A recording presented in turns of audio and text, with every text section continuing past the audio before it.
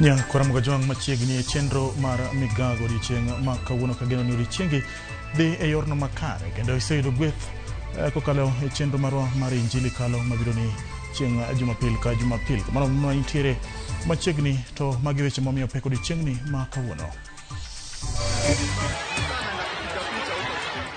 Obila omuoch magina mar keyo rawere ma okelo gwandruok e lamo ma oyuore gi Rigathi Gachagua e kanisa PCA Mwiki Nairobi.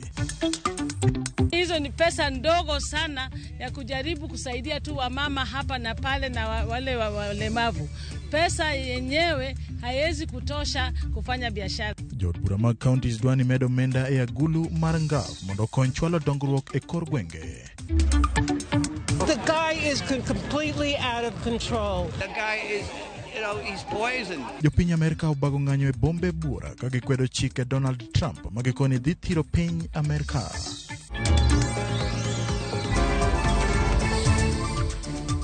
Machiegni inyalo tudri kodwa na marwa mararia deka uchiel nono. Bende wantiere X at Ramogi TV KE at James Opondo Sin. Machiegni nyinga en James Opondo. Yoro bedo kind jorit mag mane en jalup jatend piny Rigathi Gachagua kod rowere manochopo chungo chenro mag lamo e kanisa mar PCA mantiere kar dak ma Mwiki Kasarani boma ma Nairobi. Ma en bang' rowere go e jorit mane rito dhoot kod teko kendo muomore ka gidonjo e kar lamo. E kindeno ywak lisasi owinjore ma okelo chochni mar lamo kendo apiko ariyo owang' ka nyamburko moko bende ogo gi kite e gwandruok ma kamano.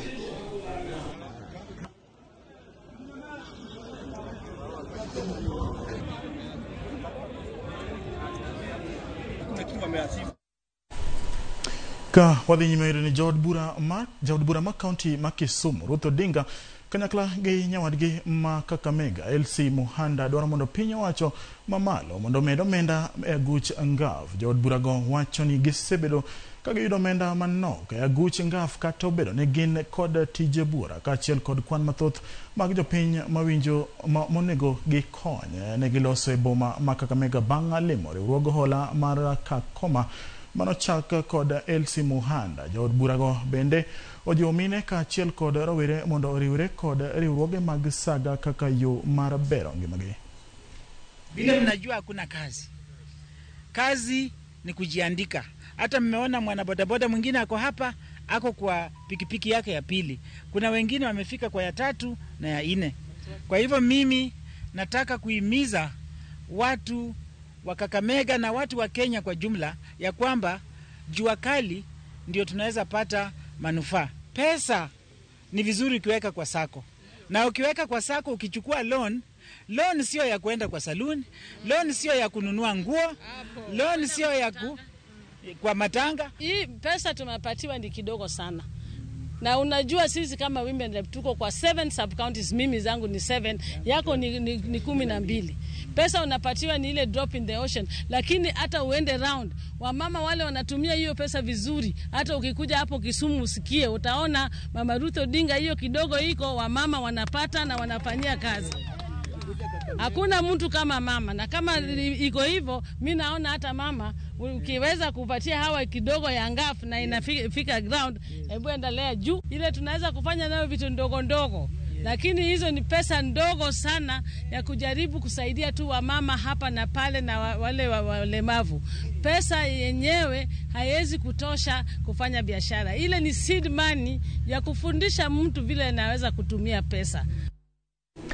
Jaod bura mar Lugari na B na Bwera obogo chwalo paro e od bura mamalo mar Rumbo piny duol mandiko jopuonj pacho ka TSC ka otudo duol no gi ketho mar dhi ataro gi chike ma pacho ka e chenro mar chwalo e ngas malo jopuonj ka oloso gi jodak e gweng' ma Kilumbeni kinde ma oyawa yanga chenro mar loso apaya. Na Bwera wacho ni chenro mar chwalo jopuonj e ngas mamalo notai yor akweda ma ok orang chal mar gwenge. Jaod bura no koro dwaro mondo TSC ochako nuo chenro makamano ka kamano to orumbo piny duol no. TSC imefanya promotion kwa kubagua, kwa mapendeleo, kwa ukabila. Nataka kulaani. Na mimi nikiwa kwa kamati ya elimu chini ya mheshimiwa Meli ambaye ni mwenyekiti, tumeita TSC ije mbele ya kamati yetu, watueleze watarekebisha namna gani mambo hayo. Na hakuna pesa. Sitakubali mimi kuongeza TSC pesa kama hawatarekebisha makosa yale wamefanya kwa promotion.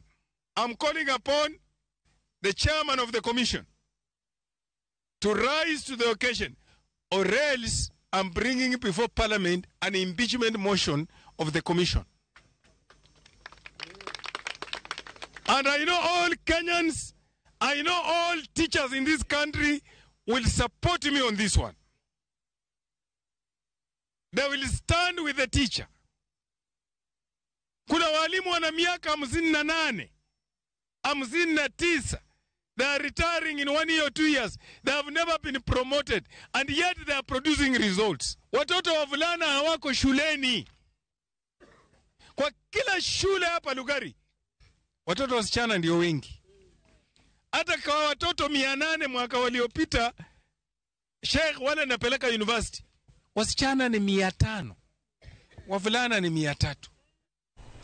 Lit kod kuyo kwa kogweng magashie karchungod bura makiambai county makiambu kalurege masira marmach mano muocho tieno manyoro kendo weyo ka nyithindo adeko witonge magi kanyathi achiel to notony matin tok yudo inyruok kalure gi jodak e alwora no kotelnegi kod Dickson Juma gilero kaka masira no notimore ka gikoni ne gitemo simo majno to kata kamano ne gigoyo Luanda ka josima mach to nochopo modeko bang' majno wang'o mwandu kanyakla kod nyithindo adekgo koloso kama masira no notimore. MCA makanyo Kabau Mudhondo oyango ni ringre nyithindo adekgo osechole kar kano ringre ma osiptal ma Kihara kama orit timnegi nonro. Single mother na kitambui janga litokee ni kama alikuwa ameenda kutafuta. Sasa hatuwezi jua janga hiyo moto ilitoka kwa sababu gani. Juu stima ilikuwa imepotea. Hatuwezi sema ni stima. Maybe kulikuwa ni candle walikuwa wamewasha na akawacha. So kuanzia hapo sasa mimi sijui juu sasa ni watoto watatu wameungua pale kiasi cha kutotambulikana. Na ni mmoja tu ndiye ametoka kiwa hai. Gari ya kuzima moto ilikuja kama tayari moto imeshazimwa. Unaona huyu mama ni vile kukosa kazi. Hana ajira na ako na watoto na ni single mother. So kitambo hiki kipatikane, maybe alikuwa ametoka kwenda kutafuta, saa tujui, maybe alikuwa ameenda kuona rafiki yake. Mabaki ya mwili ya mili ambayo yaliyochomeka imehifadhiwa hapa Kihala Level 4 Hospital, na kama vile nimesema kwa lugha ya kinyumbani pia, yule mtoto ambaye aliweza kuepuka haya amelazwa kwa hiyo hospitali. Nasikia jana, si unajua stima ilipotea huku jana. Sasa ni kama alikuwa ameacha kando, ameacha kwa nyumba, ameenda. Vile nasikia juu mimi mwenyewe sikai hapa. Nimepigiwa tu simu asubuhi ile nikuje. Serikali simame itusaidie vile tutafanya mazishi ya watoto watatu, na isimame na mama huyo mtoto mwenye amebaki huyo. Chenro mar reso oganda dhi nyime gwenge mag Bonashiri County ma Kisii bang' ot moro ma osebed ka igero ruombre piny okinyi ma kawuono. Jodak ma gweng'no wacho ni ji auchiel cheche ne pod omoko e odno ka okinyi ma kawuono. Ng'ato achiel ne oresi kendo nochwali osiptal ma Kisii Teaching and Referral Hospital. Wewe songa utaanguka.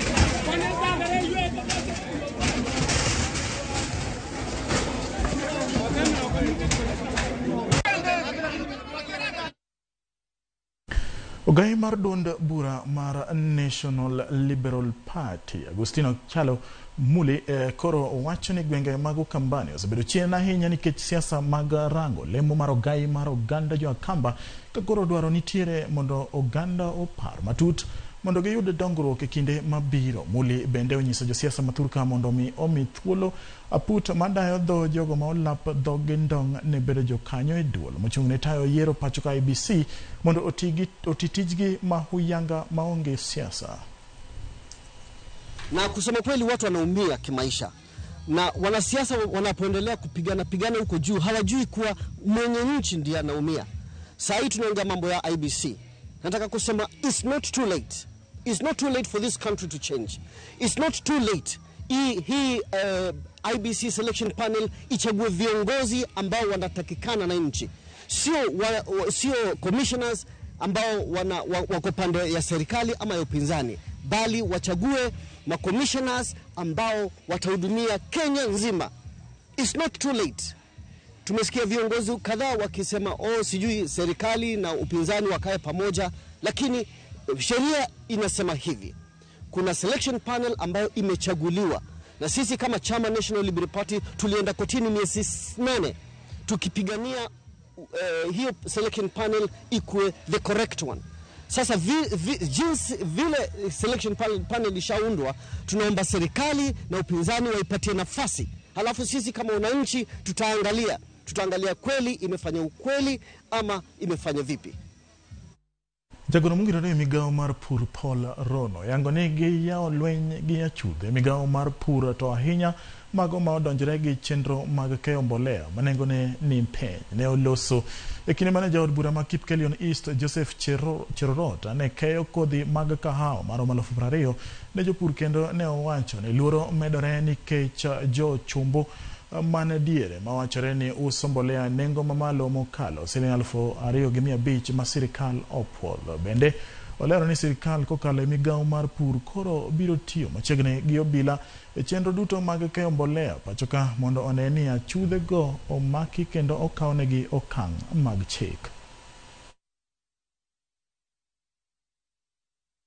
Nyakwara mogo joan kanye makao godo yweyo mara mokongo akwenyi kikidhi mabor nikech pod wan gi weche mathoth. Tim mar Shujaa otimo maber Singapore, kikidhi mabor.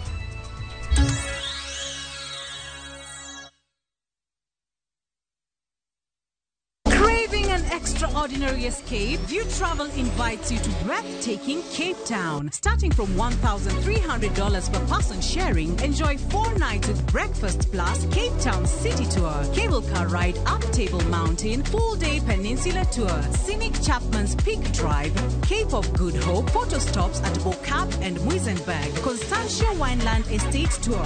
View Travel, your gateway to Cape Town's wonders. Visit viewtravel.com or call and WhatsApp 0703-254-254. View Travel. Dream. Explore. Discover.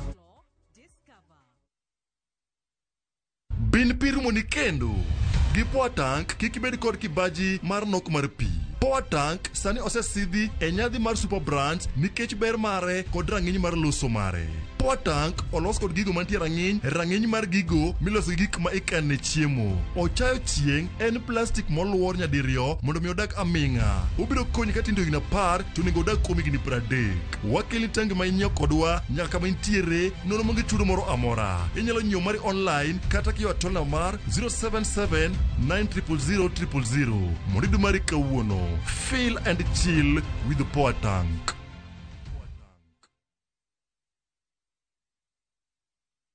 Jiomotion na Shabiki Jet X and nyakua a share of 2 million in cash. My name is Hope Ligami na nimetoka Ruaraka. What I do for a living is that I'm a business person. Nilijua Shabiki kitambo, that is through a friend, and then sasa kanionyesha how they go about. This is not my first win. Nimekuwa nikiwin tuseme small prizes. The 250,000 chiefly nitatumia kuboost my biz. I'll also continue some stored projects zenye nilikuwa nazo nyumbani. To the ladies, I can also tell them it's not just something that only men can do. It's something for everyone. Jiomotion na Shabiki Jet X. Not for persons under the age of 18. Authorized and regulated by BCLB 428.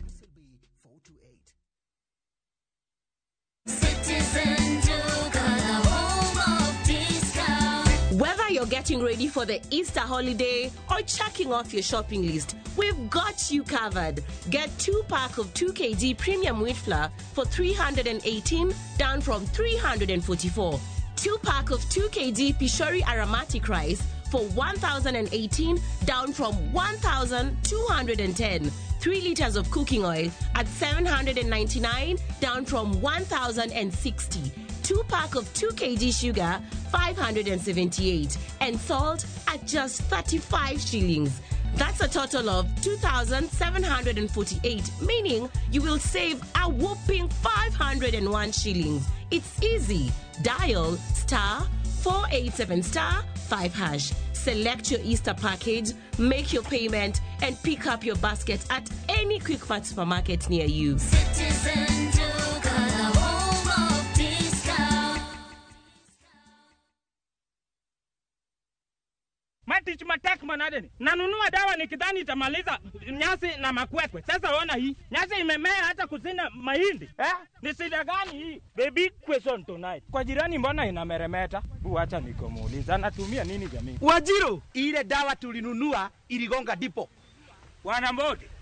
Samba yako inameremeta na yangu imechakaa ndugu yangu. Ulitumia nini? Sikoropa. Ati kolopa. Kolopa 300 OD huangamiza kwekwe na aina zote za nyasi kwenye shamba la mahindi kwa kiwango kidogo tu cha mililita 100 kwenye bomba la lita 20. Kolopa 300 OD humaliza kabisa kwekwe na nyasi sugu. Konga ndipo msimu huu. Tumia Kolopa, a product of Osho Chemical Industries Limited.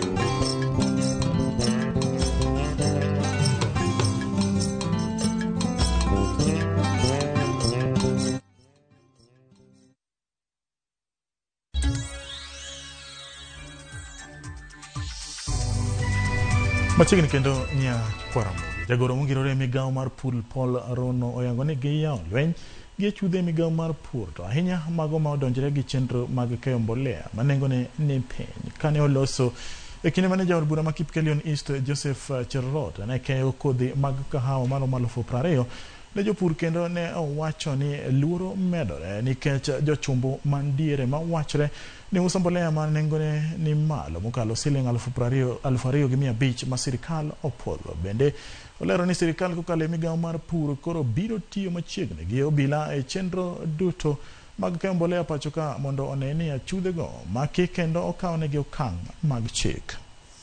1000 katika constituency ya Kipkelion East. Ningependa kuambia wananchi hapa msiondoke mpaka mpate 10,000 seedlings za coffee. Hii Kipchoirian River nataka tutumie. Tuhakikishe tumeweka hizo seedbeds na tupate kuweka kahawa ndio hao wenyewe wapate next year tuwe na kahawa nyingi ya kupanda. Sasa nimesikia kuna wakora. Chusi wamejitokeza kwa vituo vya kusambaza mbolea. Wanaenda katikati, wanaenda kuuzia, ndio wanauza mbolea, anaongeza shilingi 500. Tumepeleka polisi kutoka China na security wote, na utaisikia chusi very soon watu wako ndani. Kaodhi boma Mabondo oyudo ni miche mag jodak ma Central Sakwa Ward e kar ching'od bura Mabondo yudo chenro mag thieth manono kowuok e riwruok mar Rotary Club kaachiel gi jochiw thieth mamoko e alwora mar Imbo mar Kenya. Jotend riwruoge ma ne ochopo e apis ruoth ma oyawi wacho ni chenrono mar thieth geto neno ni oduok piny pek ma tuoche kelo ne oganda ahinya to mago mane alwora no. Bende gilero ni gisethiedho ji mohewo 600 ka moko kuom chenro mane gichwalo oting'o menyo tuo kansa mar dhod nyodo, medo menyo tuoche mag wang' e kind mamoko. To erokamano wa maduong' dhi ne I&M Bank Foundation eni mong'iewo yedhe te. Ma en kamp mar 6 e Kenya, to yedhe mosetie kampgo bank no emo o support. Wan gi nyithindo mong'ol mopogre opogre. Koro dwe mar 5 wadhi bedo Joyland. Higa ka higa nitie gima watimo mopogre opogre. Watimo medical camps, wakunyo pige, wagero schools, nitie gik mopogre opogre mwatimo. To e chenro ani mondo chop kare sana medical company Nyamreche otiyo matek dhi e dhoudi manyo jogo mabiro e thieth. Watemo nyiso jowa ni kik girit nyaka gibed matuo yaka gidhi e osiptal. Osiptal idhiye mondo ong'i dendi. Seche moko nitie gimoro manyalo honre mikia, lakini kidhi e osiptal tinyalo konyi, inyalo rese kapok obedo gima duong'. Ne wang'iyo malaria, watimo cervical screening mag cancer, mag thuno.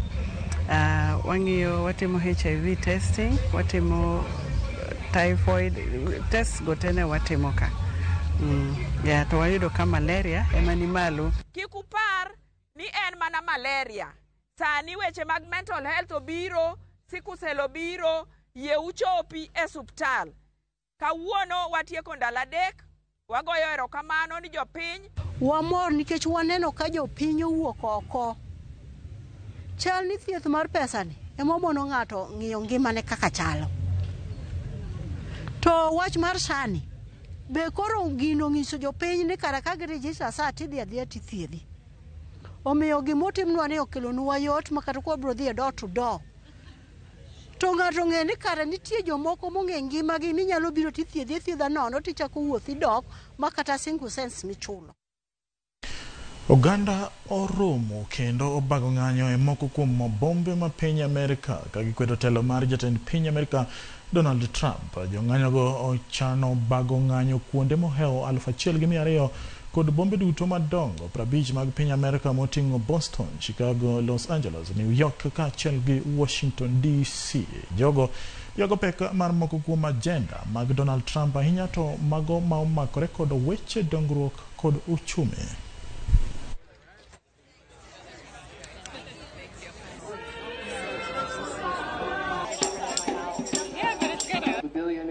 From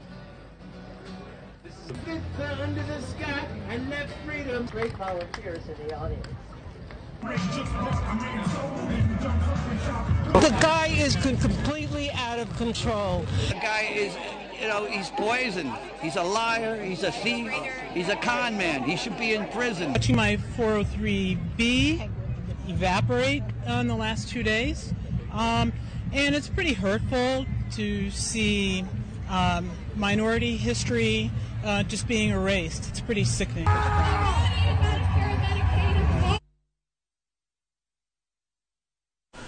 Ng'anyo koro mako mach e piny Amerika. En mana kamano nyakwar Mogajwang. Ka wadhi nyime ni lit kod kuyo okwako jodak ma Jacaranda kaluwore gi milome mar darogi e gweng'gi mogol gi kigolo gi gija wahala moro e kaunti ma Kilifi mawacho ni puodhono ma otenore kod nam chumbi en mare. Jodago ma onyiso luoro mathoth wacho ni darogi e puodhono ma gisedakie kuom thuolo mar higni madirom 50 koro miyo gi kiondko ahinya ka koro gikwayo piny owacho mondo orang kaka inyalo konygi. Moko kuom jodak go koni moko kuom mwandogi bende nokethi gi jonjore mochul.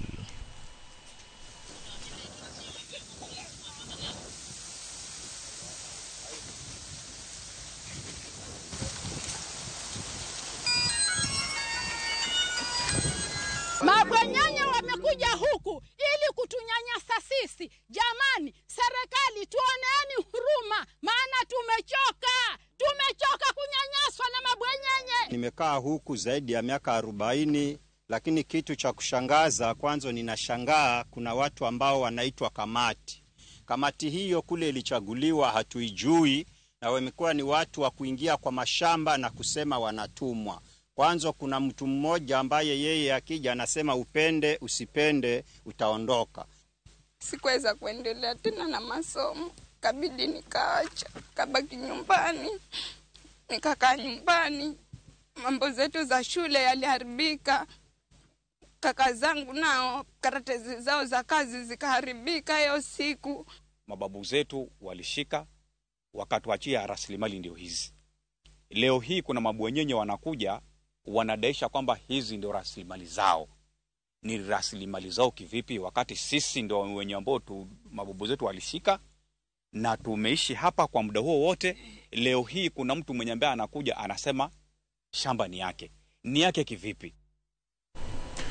Okang' mar jatend jolweny Charles Kahariri golo siem ewi wer mar Ruto Must Go kaachiel gi Ogai mar obila Douglas Kanja yuoro e romo mar jotend piny e kaunti ma Nyeri kendo loso gi jopiny e wi gari medo kelo paro mathoth. Moko kuom jonon siasa kod okinde opogore paro e wi jatend wi gino matimre ka bende giwacho ni ok onego bed ni jatelo no yuoro kendo wuoyo gi jopiny e wi gari. Paro bende opogore e wi migepe mag arita kwe kaka obila kod jolweny mar golo pachgi e wi weche motenore gi siasa mamulo arita mar piny. Chris Owino nigi ler mathoth.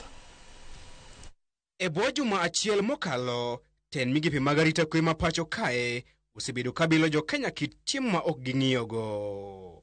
E romo mar migepe mag arita kwe e juma mokalo, ogai mar jolweny Charles Kahariri ne ochiwo siem ne rowere mosebedo ka wero wer mar Ruto must go, ni Ruto inyalo mana gol e telo kokalo e debe. Ndalo machuok bang'e, ogai mar obila Douglas Kanja ne oweyo ji kod penjo mathoth bang' yuoro e limbe Ruto e kaunti ma Nyeri kendo twak kod jopiny e wi gari kaka josiasa. Nimukenete umor eneno jatend pinywa ugo erokamano. Ogai mar riwruok mar okinde pacho kae LSK Faith Odhiambo, riwruok mar jodolo mag jokopere KCCB, riwruoge makedo ne ratich oganda kod josiasa ne orego tok Douglas Kanja kod Kit Kamasia kuom donjore e weche mag siasa. Chik to wacho ang'o? Part of security mar piny ok en mana tiyo gi bunde kata tiyo gi, part of it en loso gi jopiny. Okay? So ka IG ne nyalo chung ma bed assured ni jopiny mor, onge gima chuno japiny, onge gima kelo risk momiyo nego home police and riot kata jo army mondo bi osecure president, because in any case jopiny mor. I don't see anything wrong with that. Kano dhi rito kwe, obed gi apisa mage los command mar kaka chalo, oket joge position madwarore, ong'i ni gik moko dhi maber, ni kwe oritore. Kuma shida bete en sama koro wuok piny tich mano wacho no tereno, ochunge wi gari, ni en be koro lokre jasiasa. En bo penjo ji ni umor gi rais. Umor kaka ng'a? Mano koro go siasa, mane mwadagi. Lai mar Charles Kahariri kod Douglas Kanja mar golo duongi e weche motenore kod siasa kata loso kod jopiny e romo maket kod mag siasa opogore kod jotelo wetegi machon mane omiyo dhogi e kinde duto mag telo magi. To pok wanenoga kama IG ochung' malo ka penjo ji e bura mar jatend piny ni be umor gi jatend piny. Ntiere yore ma okaw kwa kich choko wechegi. To be mano ok en tij Inspector General mar Police, mano tij jogai mar intelligence. Gin gi yore mag choko weche to miyo jatend piny report manyise ka piny tie kaka jopiny wuoyo. Ok en dhi e mbele kuma chalo pap mar siasa tipenjo jopiny ni be umor. Gima chik otamo jatend police kata jatelo moro amora manie sirkal mok en jasiasa mondo kik tim en discussing gimiluongo ni partisan politics, siasa monindo konchiel. For instance, kanyo IG ochung' Nyeri to nyiso jo Nyeri ni be 2027 udhi gocho ne president kata 2027 be udhi gocho ne UDA, mano ketho chik. Okay? But kochung' to penjo jopiny ni be umor ni president obiro. President is a symbol of national unity. Sama president odhi kamoro onego bed ni jopiny mor. Okay? And part of security en ni to ensuring ni to jopiny gi be mor adier. E report margi, piny owacho ne odok ne Douglas Kanja kuom yuoro e limbe Ruto e kaunti ma Nyeri ka gilero ne odhi neno ni jatend piny oyudo arita makare. Okil Kamalo Kawilis Otieno kod Julius Nyamori okawo chung' mopogore e wi tim mar Douglas Kanja loso kod jopiny e wi gari. An gima wacho ni kik wabed ni wadhi loko jotend security magwa maboluoro ahinya. Ka koro lokre ni koro gin gi chal mana gi Oscar Sudi gi Kimani Chungwa giwuoyo e wi geche. Gichako yenyo. Gech mano bro miyo jopiny koro chako rango opisegi ka gik tugo. Jok bi kawo serious tich maduong' ma gitimoga. June 25th, 2004. Ne Kenya otuk ma kijende no wuok 2024. Yes. Ne kijende wuok mi wacho ni jomoko no obiro modonje igi modonje e parliament. Out of that nyithindo no tho mang'eny. Part of the blame mani miyo the intelligence eni nok giloso ni gini nokunene benu neno ka gini biro ang'omio nuling ang'omio nokuchiwo ne government to gi jo Kenya intelligence report ni Kenya dhi kethore 25th of Chris Owino, Ramogi TV.